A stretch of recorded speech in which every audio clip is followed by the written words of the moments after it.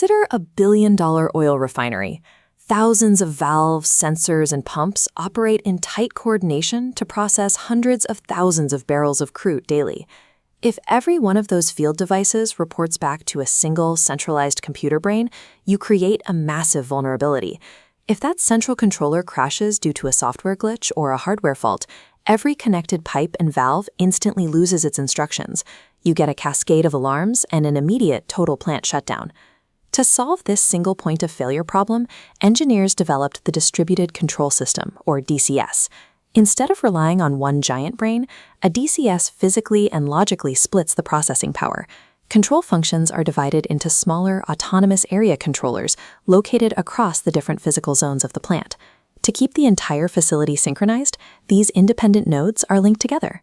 A secure fiber optic ring network routes real-time data between all the area controllers. If one local controller goes offline, the damage is contained. The rest of the controllers keep their specific zones running safely, preventing a catastrophic facility-wide blackout.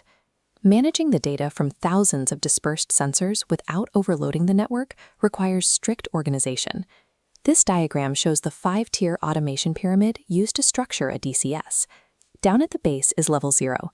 This is the physical layer, containing your actual field devices, the temperature sensors reading data, and the valves executing physical actions. Moving up, level 1 is the control level.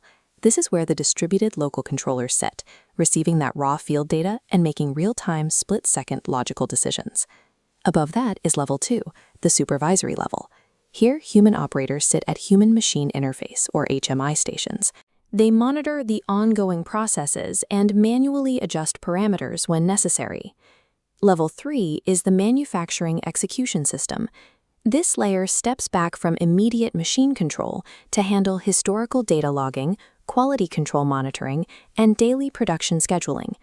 Finally, level 4 is enterprise resource planning. Here, the aggregated plant data feeds directly into corporate systems to guide inventory, finance, and supply chain decisions. The pyramid architecture acts as a safeguard. It keeps high-speed, safety-critical physical control isolated at the bottom, while pushing heavy, slower data analytics to the top.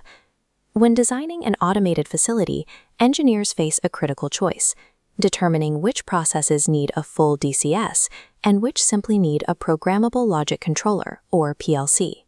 PLCs are designed for discrete, high-speed, repetitive machine control. Think of an automated bottling line. Each machine operates independently, performing exact start and stop actions that require control responses within 1 to 10 milliseconds. A DCS manages continuous, plant-wide variables, like flow balancing across interconnected tanks and pipelines. It operates at a slower 100 to 500 millisecond response rate, but it is built with deep, layered redundancy. This cheat sheet matrix summarizes the core differences between the two systems. PLCs handle discrete logic, require 1 to 10 millisecond speeds, provide machine-level control, and cost less to install. A DCS handles continuous variables, processes in 100 to 500 milliseconds, and provides the high redundancy needed for plant-wide safety. Keep this framework in mind. Knowing exactly when to distribute control logic allows you to architect scalable industrial systems that operate safely year after year.